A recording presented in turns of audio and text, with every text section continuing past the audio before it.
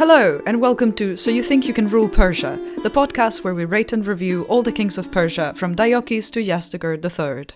I'm Serial, and my pronouns are they, them. And I'm Umberto, my pronouns are he, him. So hello, everybody, and welcome to episode 19, where we find out what happens after Alexander dies. Oh, boy. Which candidates are available? We don't know.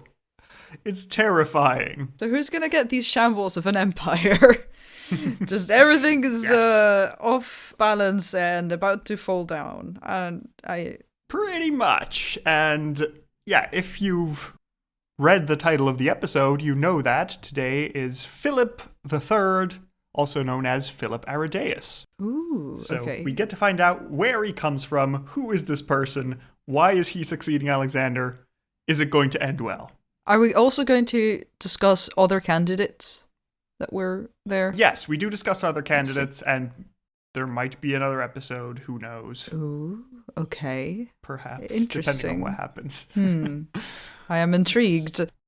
Oh, also, before we start, I would like to give our sincere thanks to Dr. Alexandra Morris for providing us with her thesis for the research. It was very useful. She's a historian of disability in the ancient world, specifically relating to Egypt, but we still own Egypt now, so it still counts. And so she had a lot of interesting stuff about Philip Arrhidaeus, and we thank her for that. Oh, that's amazing. I can't wait to see what she had to say about it. Oh yeah, she's the one that talked about the head trauma last time I see, with the Alexander. concussions. Yes. Yes. Right. Interesting.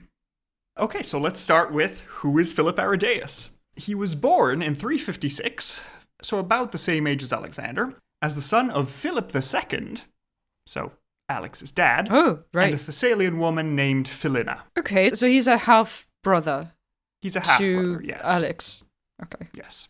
But the issue is that there's sort of contradictory information on who Philina is, because either she was a formal concubine of Philip, because he had several concubines besides just his wives, or it could be that Philina was just a lover of Philip and Arrhidaeus was just popped up there, but had no real legitimacy. But essentially the point is that in the end, Arrhidaeus was considered a bastard and never seriously considered as a successor to Philip, at least not officially. Okay. Also, I'm saying Philip Arrhidaeus and Arrhidaeus. Philip is the name he takes when he's king. Arrhidaeus is his name before. Oh, I see. Okay, so there we that's why. All right, that explains it. One of the first things that we're told about Arrhidaeus is that he had some not better specified by the ancient sources learning disability, which was an extra reason that was put against his possible succession. Some sources say that Olympias, the evil mother of Alexander, actually caused the disability by poisoning him as a child, but...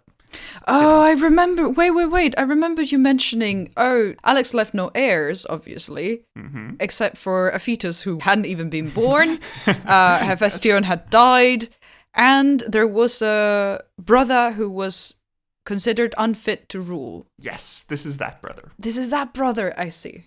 Okay. So we get to find out. But the whole poisoning thing is kind of unlikely because Arrhidaeus was just outside of the expected succession line because he wasn't really legitimate and he was also just half Macedonian like Alexander, so it's not like he was more quote-unquote pure-blooded and had a right to succeed. So Olympias would have probably not considered him as much as a threat as, the child she'll eventually kill later on. Oh, I see. Okay. Remember the one that was rumored that she roasted him over a fire? That child. Oh my gosh. Yeah, okay. So there we go. Yeah, so essentially it's not really clear what the extent of Arrhidaeus' disability was because different historians treat it differently. So the thing is that certain historians, for example, Curtius Rufus, who is writing in the reign of Claudius just after Caligula, doesn't mention it at all. Okay. He just says that the king needed a regent for some reason. Okay. While other historians do instead mention it. But depending on the sources, he's either incapable of understanding what's happening, or others instead just display him as somebody who understands what's happening but is more easily influenced than otherwise. So we'll go through some of the evidence of whether it was a bias that underestimated his abilities, or if it was something more practical. And we'll go through some of the evidence that is there.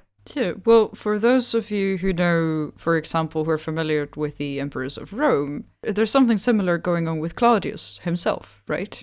It was rumored, or it was said, or it was sold in a way that, like, oh, he cannot rule, he's not smart enough, he's not important, because there's some kind of insert excuse here that makes him not, like, a fit for being a successor at any point.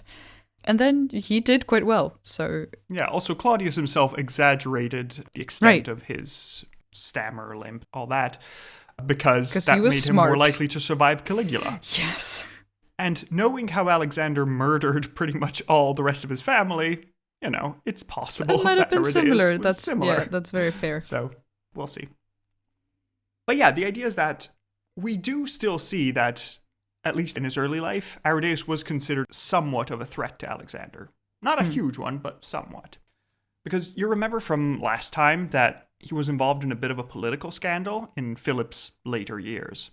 At the time, the first Macedonian expedition was in Anatolia, and Philip had promised Arrhidaeus to the daughter of an Anatolian satrap for an alliance.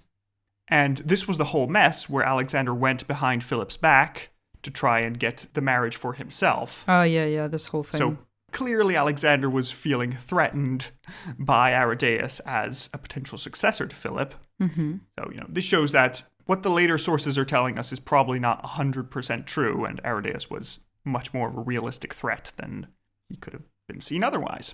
I mean, at least Alexander was worried about it, or worried enough to mess with the plans that Philip had for him, so... Yeah, exactly. So it is something that is concerning. Also, we're told that Arrhidaeus is able to perform public religious ceremonies, sometimes on horseback, so he's capable of doing that, so it seems like he would be potentially capable of ruling. But anyway, at this point in time, Philip is murdered, and Alexander takes the throne in 336. Hooray, hooray. As we said, Arrhidaeus manages to survive the purge of Alexander's cousin and half-siblings.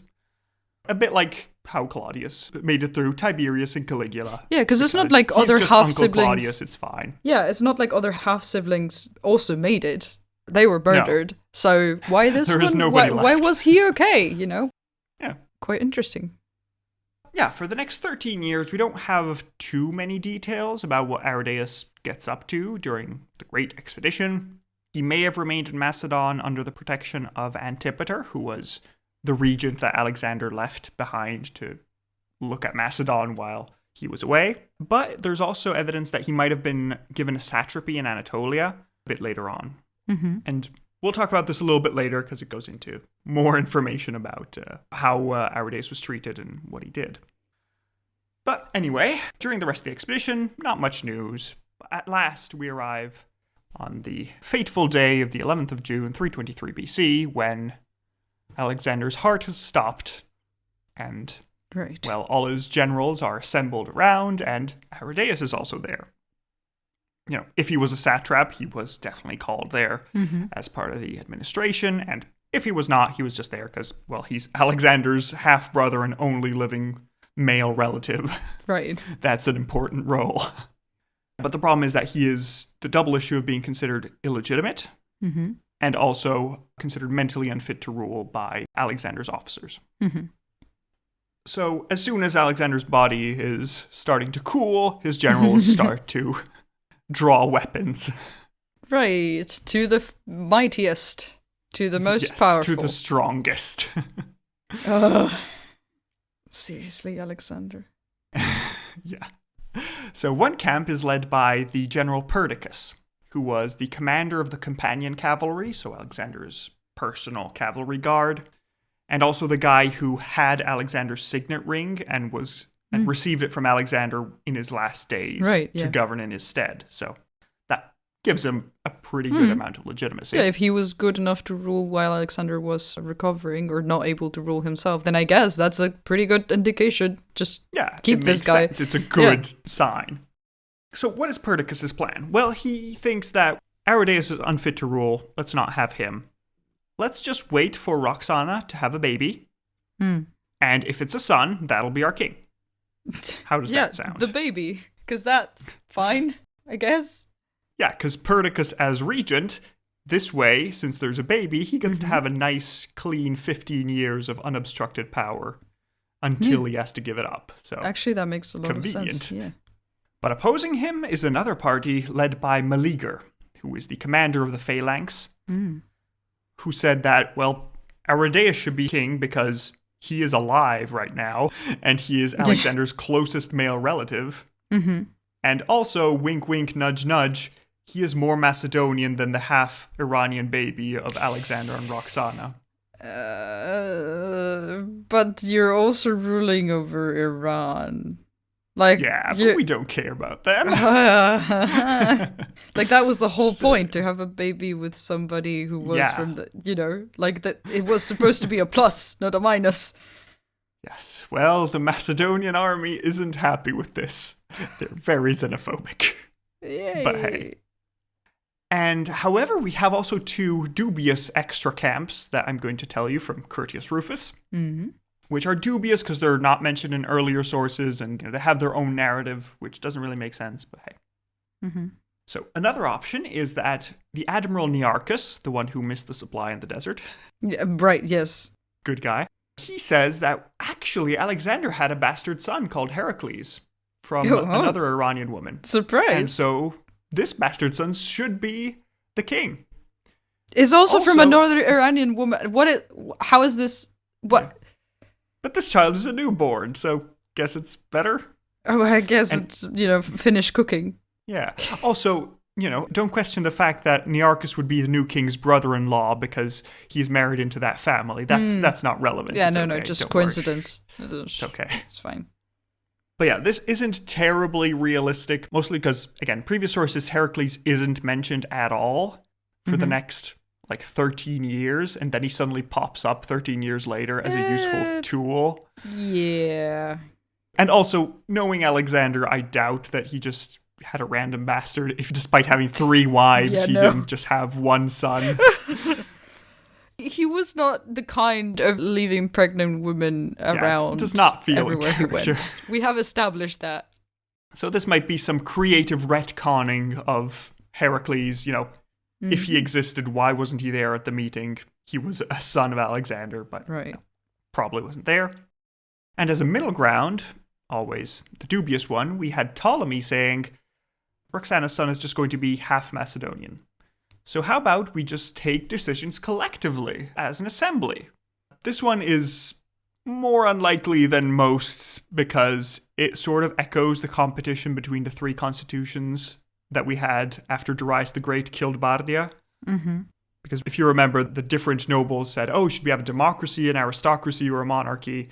And Darius said, let's have monarchy with me, Darius.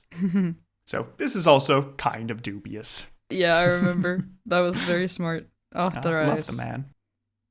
So at this point, the 2 main camps of Perdiccas and Meleager keep arguing. Should we have the unborn baby? Should we have Arrhidaeus? Which of the 2? Who is it going to be? And did they agree on the regent? Not really. Because, whichever you choose, both are going to need a regent. I assume that Meleager is asking for that position, but, it's not said. Indeed. It's likely that it would be a not-Perdiccas camp. So the 2 sides get very heated in their discussion, so much so that they positioned themselves for battle outside of the city of Babylon and are ready to massacre each other for the empire. I mean, guys, Alexander's body is still warm. Please, don't. At which point, a compromise is found. Hooray! Because Alexander's Greek secretary, a man called Eumenes of Cardia, that you'll want to remember, manages to talk to both sides and pick up some sort of compromise. Eumenes also gets in contact with Arrhidaeus, and they try to make a scene to organize things so that we don't kill ourselves just for this empire that we just made. Yeah, let's try. Yeah.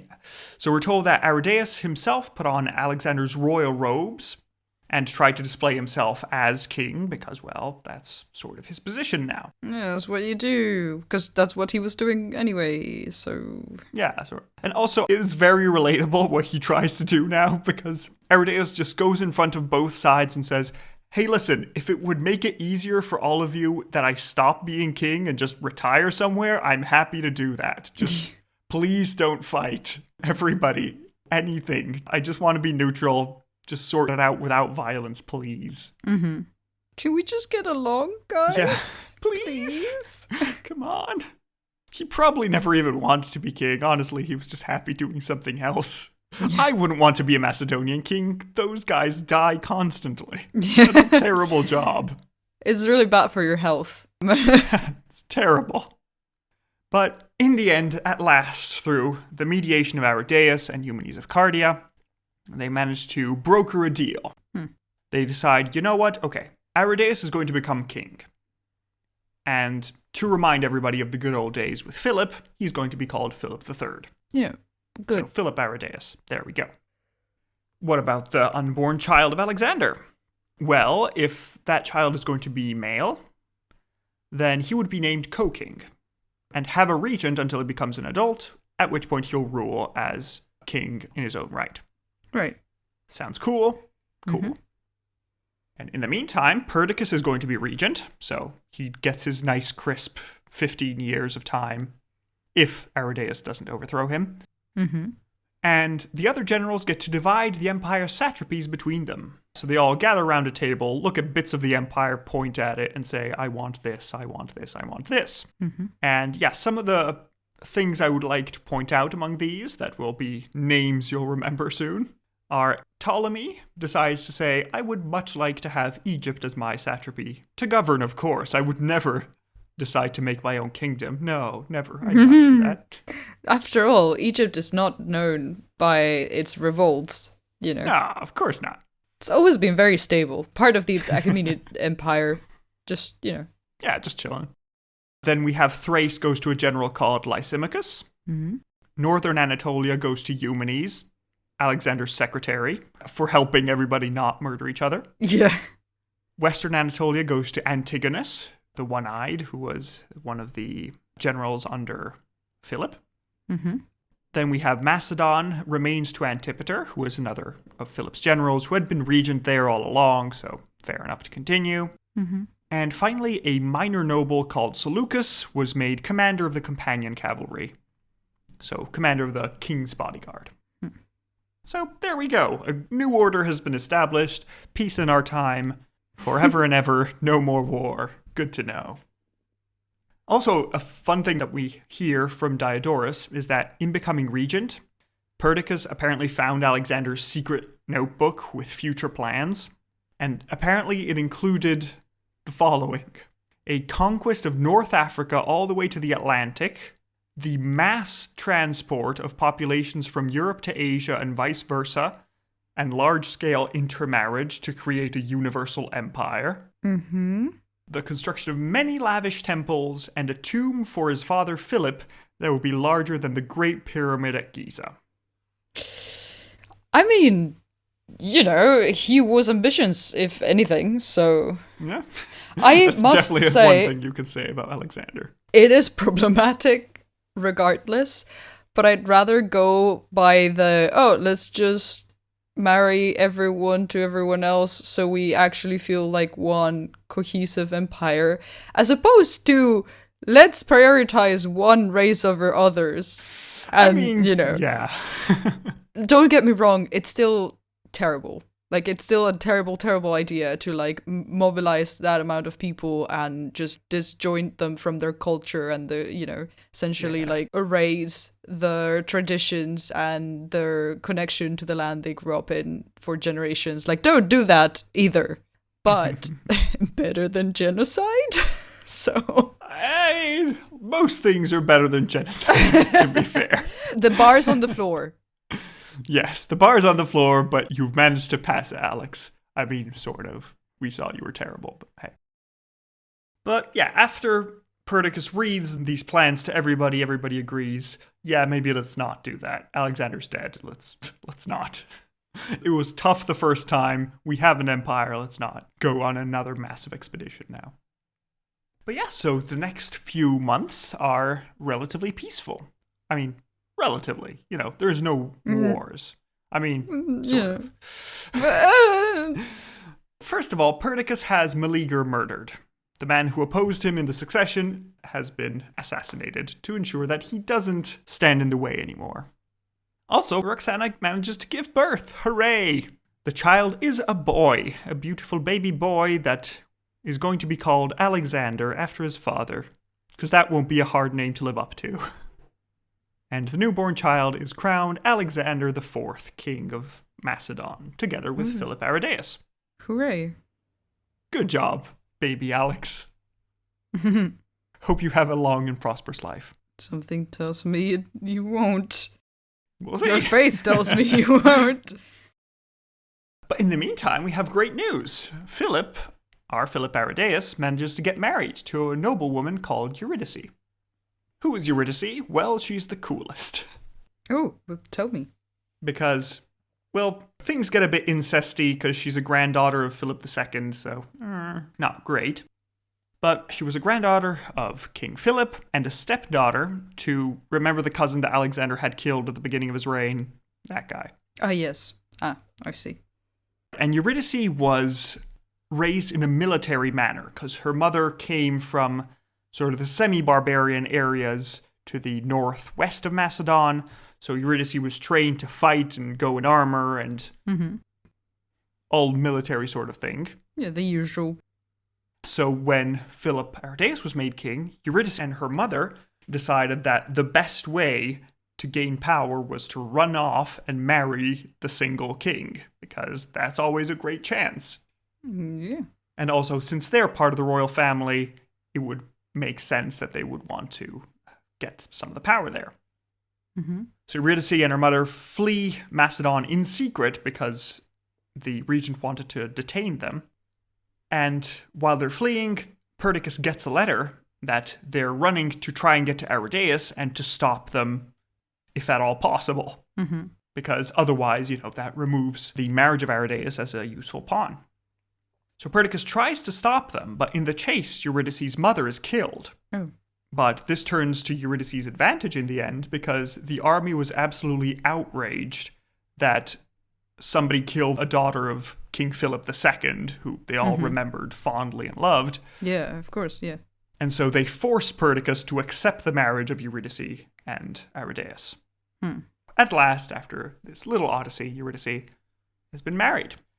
And it seems that she was definitely a very interesting queen, and she seems to have sincerely wanted to be good to Philip, because she tries to work in his interest to try and give him more agency and more power. And, certain sources say that it's because she's doing all for herself because she's evil and wants power instead of all the other We know the narrative, men. But, it seems like she actually cared, which is nice. So, there we go. Also, what happened to Alexander's other wives? Well, Plutarch tells us that Roxana killed them all to ensure that no secret baby would be showing up 10 months after Alexander's death. You know what? Because I was going to be like, there's no more babies. But also, people will just claim. So this is a great move. I mean, it's murder, but also within, what we're used to seeing among royals. Great move. Yeah, it's fair enough. Please don't take this out of context. The things I say in this podcast. Oh. Can make a compilation. The blackmail compilation. Things to condemn Serial for. But now we come to a point that you correctly raised last episode. Ooh. Alexander founded a lot of cities in the far east of the empire. All these men are meant to never see their homelands again. Now that Alexander's dead, they want to see their homelands again. Yes. They already did before. Listen, we've been saying for the past couple years.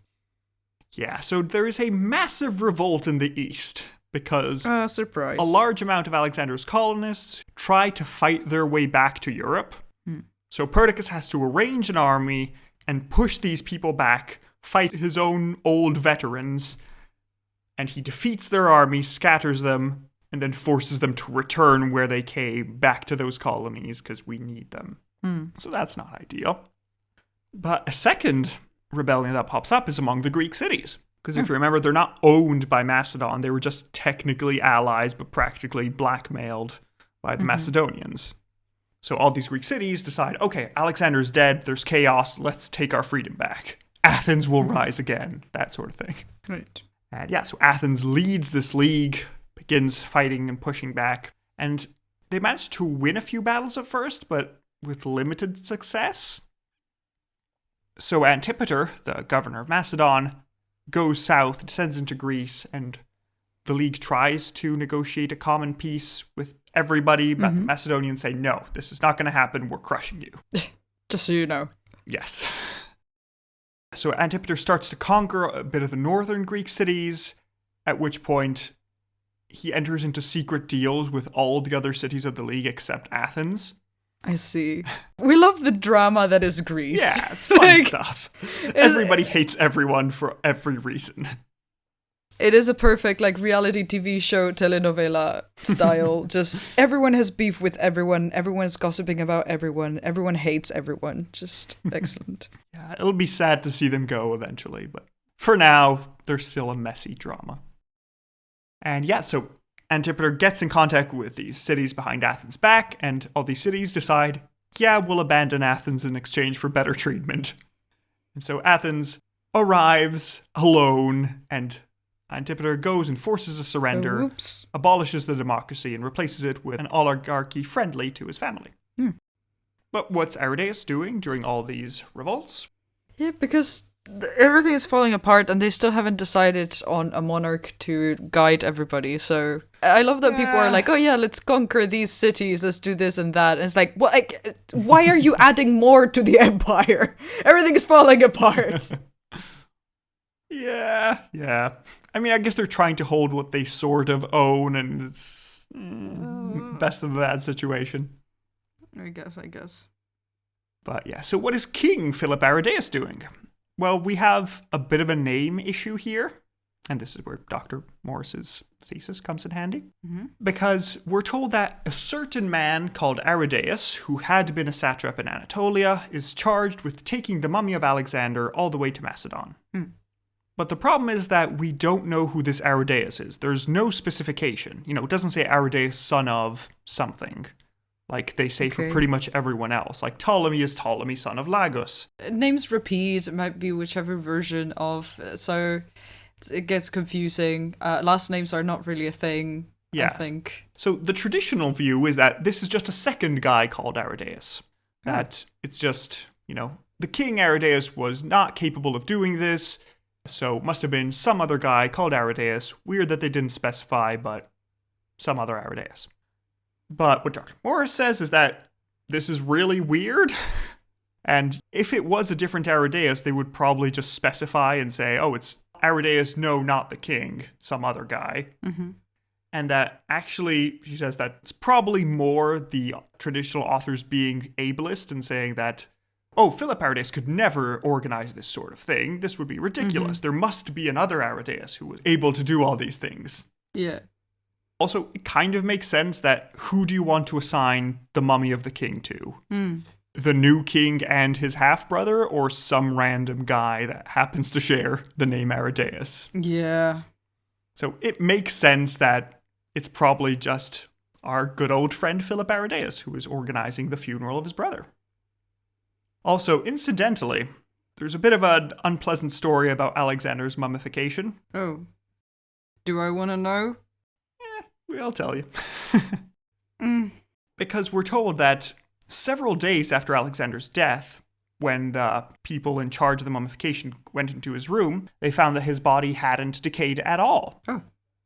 Now, by some, this was seen as the sign of, oh, he was actually a god, so that's why his body didn't decay. This is a sign of his divinity. Right. Fair, honestly. Others, including the mummification specialists, who would know how bodies are supposed to decay, thought, ooh, this looks like he's just in a deep coma, and he's not dead yet. It's unpleasant. Oh, no. Yeah. No!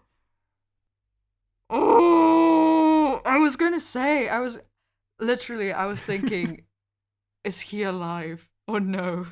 Oh my god. Maybe that is an option. Because the people in charge say, no, mummification people, shut up, do your job. We're not paying you to argue. And so, well, organs removed, mummification done. No! Oh my god. Holy crap. Yay! I need a minute. Oh my fucking hell. Yeah. You're gonna have to bleep a lot of this. That's fine. I'll bleep. I was not ready for this. No. Yeah. They mummified him alive. I mean, they killed him. He wasn't alive for long, presumably. But oh god, no. That is terrifying. Yeah. That is terrifying. Yeah. I mean, hopefully it was too far gone to realize, you would assume, but yeah, not ideal. How long? Because I assume nobody was giving him, like, fluids or food or anything, so... It was a few days, so who knows? Oh my dear lord. Did they not check for a pulse? I guess it was a very shallow pulse. I don't know. I mean, presumably there were doctors, or presumably somebody realized, oh crap, he's still alive. We divided the empire. Okay, let's fix this quick. Oh, they must have known. I mean, he must have been breathing. You know, maybe it was just barely holding on, just very shallow breathing, shallow pulse. I don't know. I'm not a doctor. I'm sorry. I'm having a hard time moving on from this. Yeah. Alexander officially gets the coolest death. I'm sorry. I'm changing my opinion from the ranking from last episode. This is a 10. Ooh, okay. Just do it. Change it on the... I will change it on the spreadsheet. Yep. This will stick with me for the years to come. That gives Alexander an extra point. So 71.7, still second place. But there we go. He deserves it. Okay, let's move on though. We can't just have the podcast be me babbling. Please, let's just move on. Let's move on. The deaths of multiple people. Those are easier to come to terms with. Mm-hmm. If you remember, some of the former satrapies of the Achaemenid Empire sort of broke off the edges of Alexander's empire. And among these is the satrapy of Cappadocia. Mm-hmm. And this is one of the places that Alexander's secretary, Eumenes, was given as his satrapy. But it wasn't in the empire, so they had to work to get it back. Mm. So Perdiccas and Philip go there, run a campaign, and after 2 battles, they manage to give the satrapy to Eumenes. Hooray! Parts of the empire are coming back. We're consolidating things. Isn't that great? And so for a few months, Perdiccas manages to rule in the name of Philip and the baby Alexander. Mm-hmm. But cracks start to show in this setup. Oh, surprise. Yes, because Alexander the Great had a sister called Cleopatra. And this Cleopatra was unmarried. Mm-hmm. So it would give a great claim to the throne to anybody if you marry Alexander's sister. Right, yeah, that makes sense. Yeah. So Olympias, who is Alexander's mom, offers Cleopatra to Perdiccas, saying, hey, you're the regent. Would you like to marry Alexander's sister and get a claim on the throne? Wink, wink. Mm-hmm. And Perdiccas has to think about this because, well, this is his chance to take the throne if he wants it. But also, he was meant to marry the daughter of Antipater, who was the regent in Macedonia.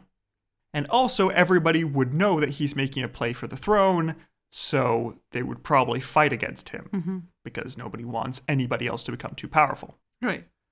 So Perdiccas thinks, and he thinks, and he thinks for several days and perhaps weeks. And then, at the end, he refuses. He says, no, this would be too much drama. It would be dangerous. Let's not do this. Thanks for the offer, but I'd rather just stay regent. Honestly, reasonable. Fair. But the problem is that he spent too long to think about this. And so all the generals are now whispering to each other, wait, so Perdiccas wants to make himself king? Oh my god, Perdiccas wants to make himself king. We need to fight back now. Oh god, let's do this. So there begins the first war of the successors. Here we go. Yes. Or the successors are called in Greek the Diadochi. Just a Greek word. So this is the first war of the Diadochi, where on one side we have Ptolemy in Egypt, because Egypt is always loyal, hooray. Antipater with Macedonia, Antigonus with Western Anatolia, and Perdiccas in the middle, trying to hold everything together, trying to hold his regency. And Perdiccas has the kings with him, so it's reasonable that he should make it. This is going great. It's going great. Everyone's just holding things together. Everything's fine. Yeah, it's cool.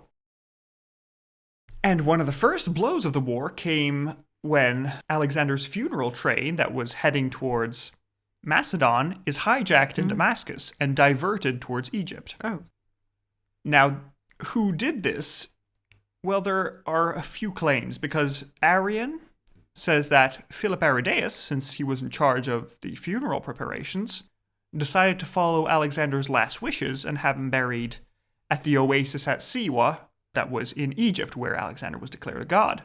Yeah, okay. So it was actually King Philip in secret diverting Alexander's body to be buried where he wanted it to. An alternative version is instead that Ptolemy, who was satrap of Egypt, wanted to have the body of Alexander for legitimacy, so he decided to have it transported all the way to Alexandria. So no matter who the person who directed it was, in the end, Ptolemy manages to gain control of Alexander's body and have him kept in a mausoleum in Alexandria, where he will be for centuries. So at this point, Perdiccas has trouble, because he has to fight Ptolemy, which is south in Egypt, Right. and he also has to fight Antipater and Antigonus in the west, which are up in Anatolia. And he's sort of desperate because, again, all the good generals that fought with Alexander are now rebelling. Yep. Everyone wants their place or just wants to go home, which honestly, just please just go home. My god. This is worse than the Odyssey. Yeah, no one gets to go home here. It'll be more than 10 years abroad. Also, it makes a lot of sense that whoever is in the middle, like geographically, has the most trouble because has to fight like all the other candidates at once. So you have the most chance to reunify it, but you also have the most fronts to fight on. Yep. So Perdiccas decides, okay, I'm going to send Eumenes, Alexander's secretary, to fight in the west. And I'll concentrate on Egypt, where he can take Alexander's body back, defeat Ptolemy, and, well, Egypt is rich and powerful. It's important to have that. Yeah. So Perdiccas heads south, and he goes down to Egypt, where he tries to fight Ptolemy. But there's trouble there, because he's defeated in a couple of skirmishes, and after when he tries to cross the Nile to get to Ptolemy's forces, he fails multiple times, and a lot of his men drown in the river and are killed in unsavory ways. Oh, okay, not great. No. And so seeing the situation kind of hopeless and everything going poorly, Perdiccas' officers, among them a man called Seleucus, who was captain of the cavalry, decide to murder him and negotiate with the rebels. Ah, great. So Regent 1 is dead. Long live whoever's next. Yep. I mean, I guess we're moving some kind of way. Yeah.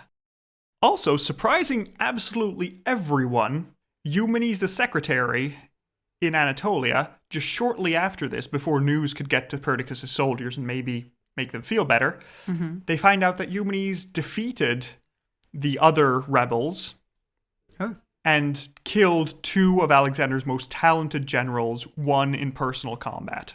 Whoa. Okay. Yeah, Who this is guy, the secretary? I know, it's really impressive. Nobody expected anything from him, but he just destroys the enemies and is like, well, here we are. Damn. Main character syndrome. He is very cool. Just the reveal. He would be the main character in any other historical period, but we have too many main characters here. Damn. But I like him, though. He is very, very cool. The Alexander Standard are going to make an episode on him, so... Ooh, excellent. Tune in to them for that. I have to listen to that. But back in Egypt, well, now that the regent is dead, the rebels are technically the winning side. So What do we do? Well, they converge at a place called III Arrhidaeus in Egypt in 320 and decide to set up a new order. So first of all, they decide that all the rebel satrapies are confirmed. Ptolemy wants to keep Egypt, Antipater keeps Macedon, Antigonus keeps Anatolia. Nice. Also, the murderers of Perdiccas get their own satrapies. Oh. Seleucus, who was previously a commander, gets the satrapy of Babylon, and the other murderers get satrapies further in the east. But what of the regency? Who is going to rule in the king's name? Well, the first person they're offering to is Ptolemy, because, well, he's the only one of the rebels who's actually there at the time, and he sort of managed to hold his own against Perdiccas. Does he want to rule? What does he think? But Ptolemy has seen the life expectancy of the last regent and says, no, it's okay. Yeah. Someone else can have it. It's okay. I'm just gonna pass on this one. Thank you. I'm happy with Egypt. It's okay. And so he decides to give the regency over to Antipater, who was the old regent and general up at Macedon. So there we go. Nice plan. Also, they decide to have the royal family transfer to Macedonia, where they'll be kept safe. Quote unquote. Yeah, I was going to say, are they? Well, Philip's wife Eurydice definitely thinks not, and she is extremely unhappy with the solution because Philip is an adult. Philip is a man there who knows this situation, and they're making all these decisions without him. He is not being consulted at all, and he's the king. So Eurydice is, of course, furious. And so she goes to the army and makes a rousing speech to everybody saying, "Look at Philip. He's here. Does he seem incapable to rule to you guys? All the generals are just greedy and trying to take power for themselves. Make Philip king. I mean, you're the soldiers. Look at this boy. You remember he is Alexander the Great's brother and Philip II's son. Do you think he's unfit to rule somehow? Make him king, soldiers. Come on." Presents him, like lifts arm. Here. Look at the boy. Look. He's beautiful and I love him. And all the soldiers are like, yeah, actually, why isn't he king? We've only heard stories, and why isn't Philip king? Can anybody tell me a reason? No? Nobody? Why did they... But he seems fine. Yeah, why is this one discounted? What is wrong with it? Yeah. And so this works, and there seems to be a serious mutiny in the army to make Philip king in his own right. Okay. But then Antipater and Antigonus just arrived in the nick of time from the west, and they tell the army, "No, come on. You guys, why are you listening to a woman? Like, do you think she has any experience in this? No. Trust us. We're taking the king. I will be regent. Don't worry about this. Shh. Be quiet." And yeah, I think the statement is she is an inexperienced woman who is not able to make such complicated judgments. Her poor woman brain. Oh, she must have struggled so much. But there we go. So, despite Eurydice almost managing to give her husband the power he deserves, the royal family is transferred, kind of against their will, to Macedon. But fortunately for them, they don't have to wait long for a new opportunity. Because the next year, Antipater, who was in his 70s at the time, just dies of old age. So what happens to the regency now? Whoops. Well, Antipater's son, Cassander, thought, I'm his son. Of course I'm going to be the new regent. Yeah. I should have this power. Clearly. Yeah, of course. But in his will, Antipater gave the power to another man called Polyperchon, who was in his 60s, 70s, also a general of Philip. And as a justification, he says that Cassander was too young, which must have been a serious insult because Cassander was the same age as Alexander the Great. And come on, if Alexander conquered half the world... Yeah, come on. Do you not think Cassander is able to do this? Like, I guess if you compare me with a 70-year-old, but like, you know... Yeah, but still... Then they die of old age and we're in the same problem, so... Yeah. Choose your battles. Also, this causes another split in power, because now Cassander claims, no, I'm the real regent, and Polyperchon claims, no, I'm the real regent. This is going great. It's going great, guys. It's been 4 years since Alexander died. Oh my god. We're dealing with it excellently. Yeah. So, at this point... Cassander flees in secret to Asia, where he joins support with Antigonus, who wanted to expand power over Anatolia. At the same time, Ptolemy thinks, ooh, a rebellion, hooray, I'll join. Because he wanted to take Syria and Phoenicia, so why not? Always a good occasion. Yeah. And at this point, Polyperchon's camp, which has the kings, needs to make some decisions. Who are their friends? Because it looks like all the generals are against them. So one of the issues that were unresolved from the previous war were that Eumenes, the secretary, was still technically in revolt against the rebellion, because he was still loyal to Perdiccas at the time. So Eumenes was technically in revolt, but now Philip, the king, sends a letter to Eumenes saying, hey, you've been loyal to the side of the king last time. Be my chief general in Asia. Take Asia for me. So we're just going to ignore that he was revolting, or what? I mean, he was fighting for the good side. Okay. But then the problem is that the correct side lost last time. The legitimate side lost last time. Right. So, everything's on fire. Know. Also, Philip doesn't have many choices for allies, so he says, Eumenes, you're a kick-ass secretary, go, take Asia, destroy. And Eumenes, as is his tradition, manages to expel Ptolemy from Phoenicia and push him back into Egypt, and then begins preparing a fleet for Polyperchon to control the Aegean. At the same time, Philip, the king, decides to send a letter to all the Greek city-states who had oligarchies faithful to the previous regime of the family of Cassander, and tells them, overthrow your governments, make a democracy, and support my side.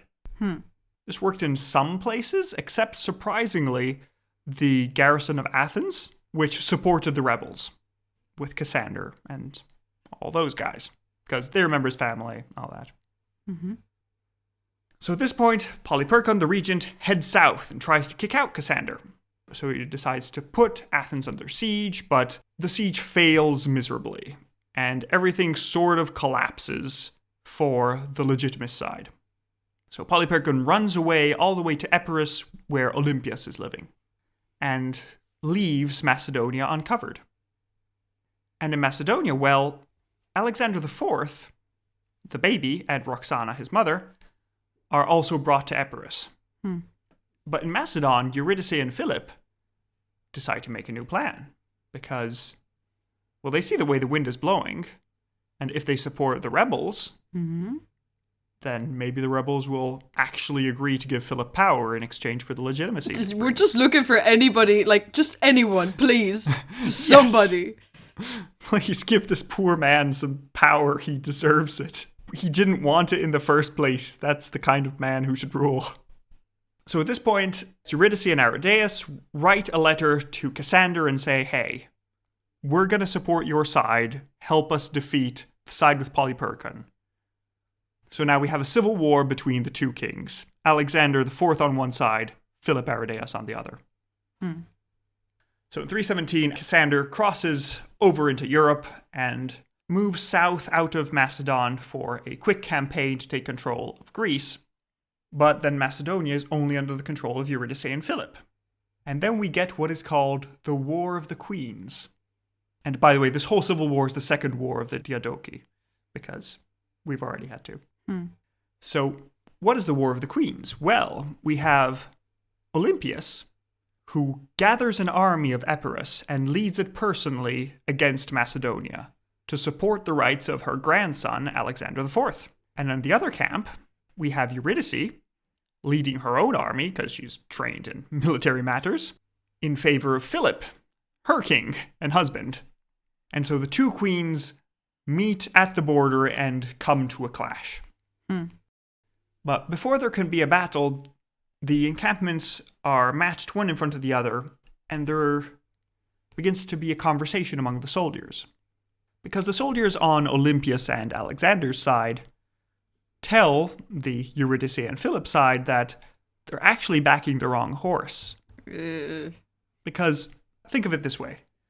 If you support Philip and you win, what happens? Well, Alexander is going to just be imprisoned. You can't kill Alexander the Great's son. He's just going to be kept somewhere. Also, Philip and Eurydice haven't had a child, and they've been married for 5 years. They probably can't.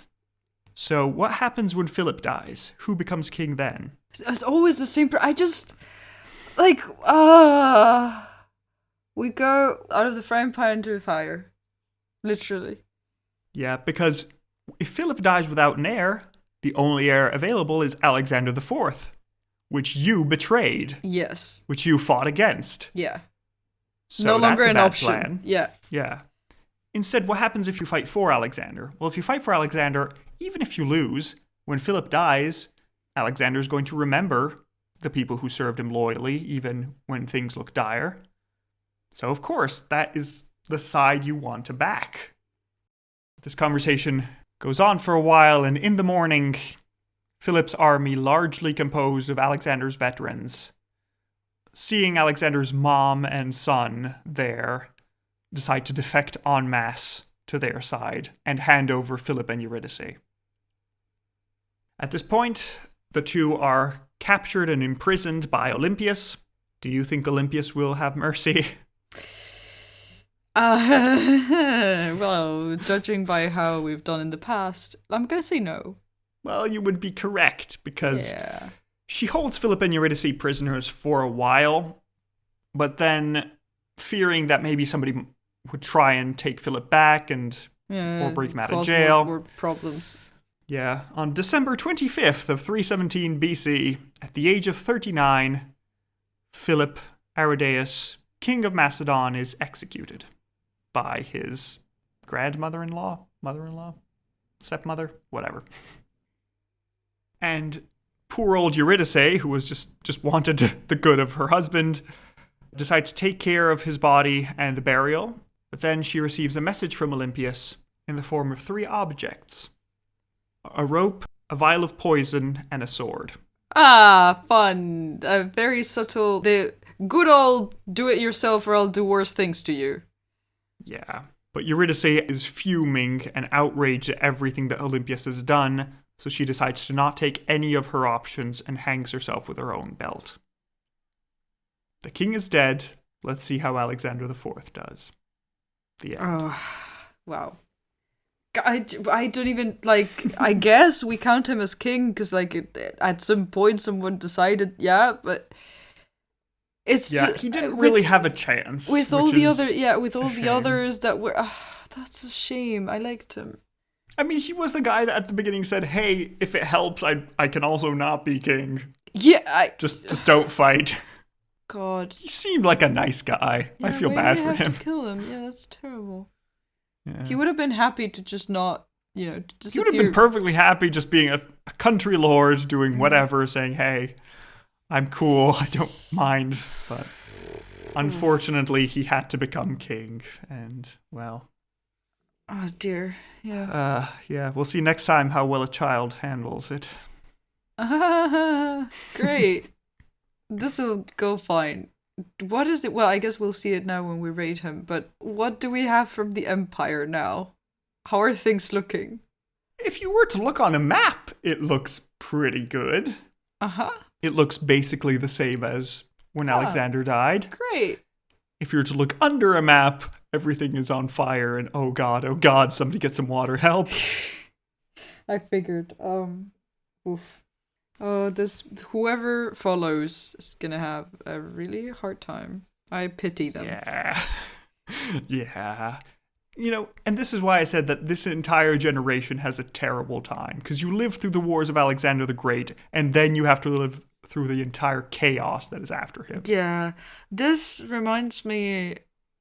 When is it in the Roman period where there's Crisis of the 3rd century? Yeah, yes, exactly. Oof. Yeah. Just everything is on fire. Yeah. Help. On the bright side, this lasts less than a century. So hey, good. Positives. Oof. Okay. Well. Let's get to rating Philip III, Philip Arrhidaeus. So, our first category is final moments. How interesting was his death? Captured by Olympius and executed. What do you rate that? Seen that before.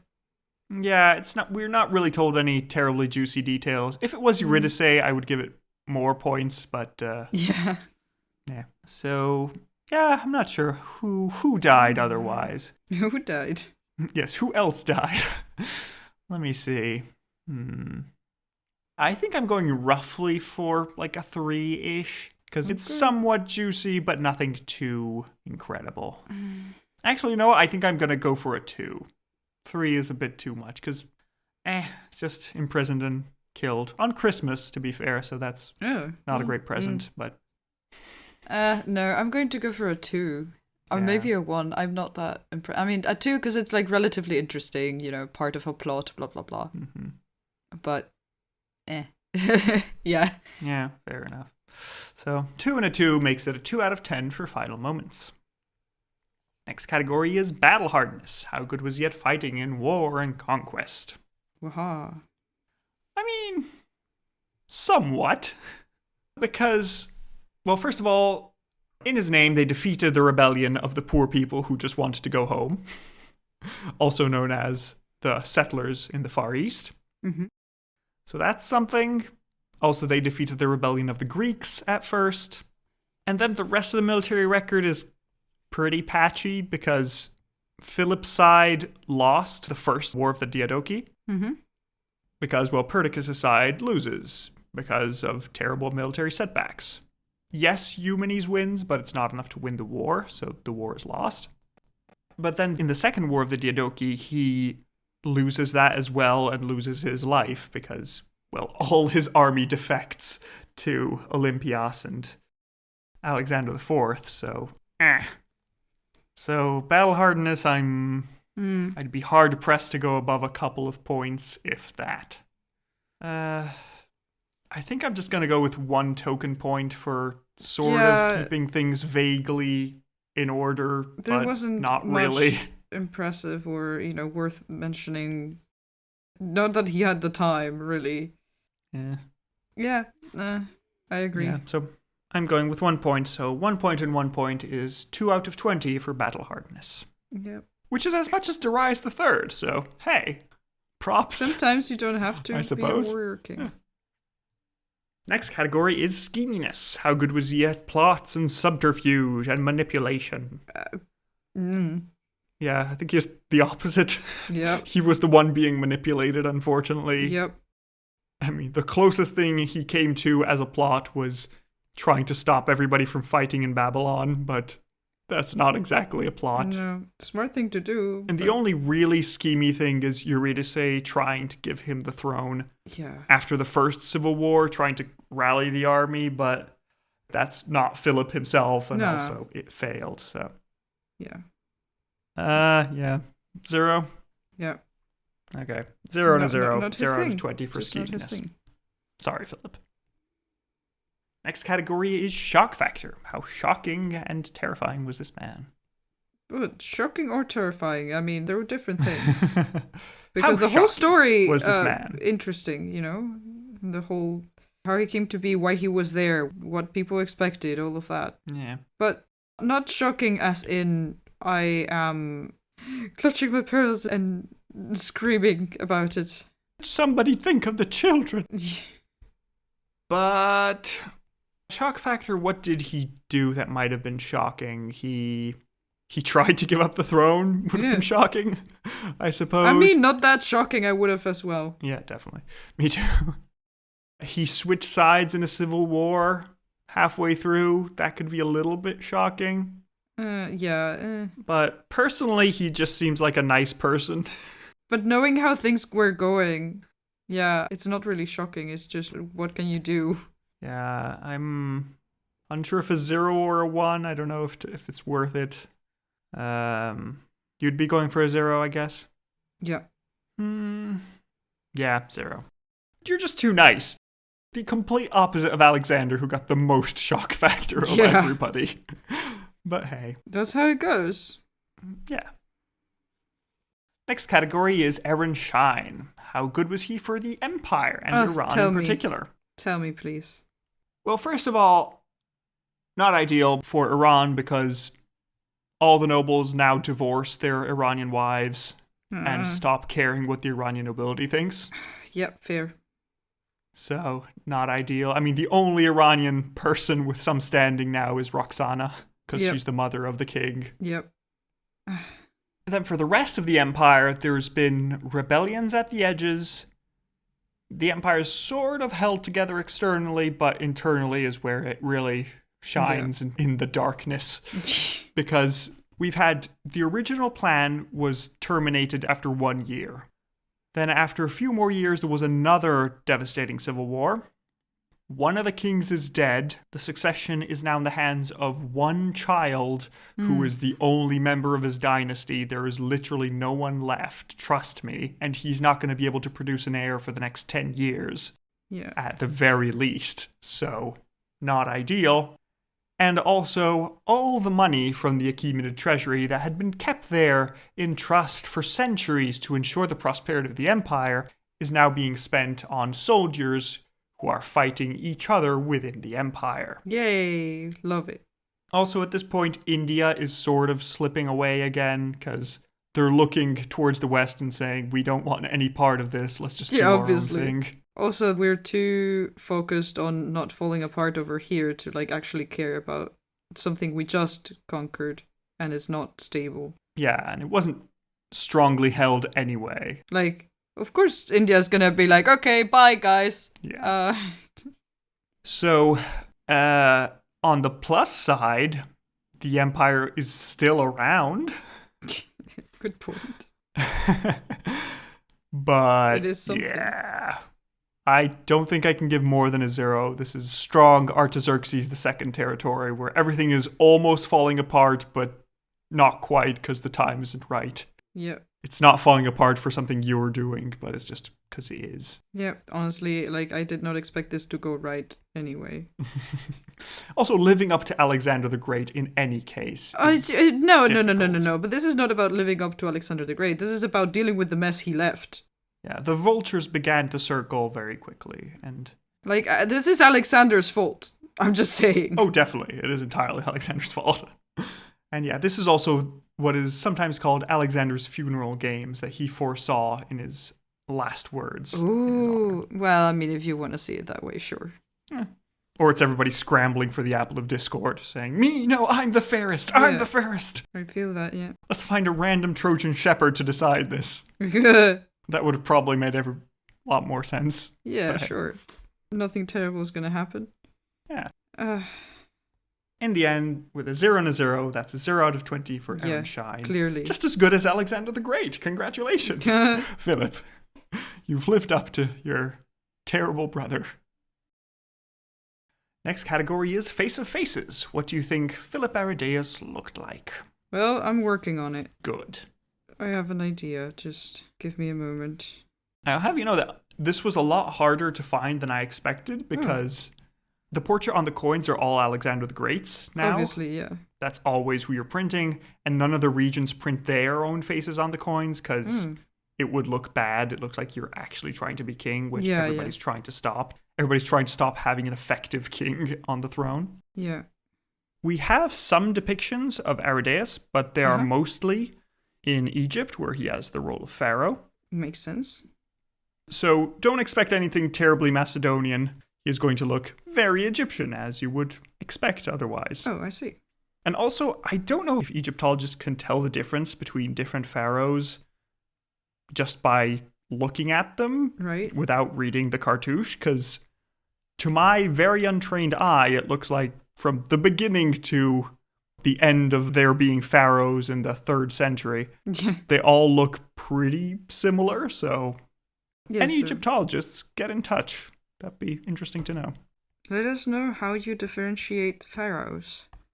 Yeah, because I think Plumas told us during the interview that the Achaemenid kings look pretty hard to distinguish unless you have some more context. Yeah. And well, that's why you have like symbols here. To them, because like it's not by actual personal resemblance. It's usually like, oh, this one is depicted with this thing and this one is depicted with this other thing, right? Yeah, exactly. So anybody knows, let us know. In the meantime, we'll see what Serial thinks our dearly beloved Philip looks like. Okay, so let me open Serial's drawing. Oh no. I can't tell which direction the hands are going, which probably makes it better. So in the middle of this drawing, we have a terrified-looking Philip Arrhidaeus who's just staring out. I gave him Alexander's hair, because, you know, he does have Alexander's hair, yes, yeah. Good, that you see the family resemblance. Exactly.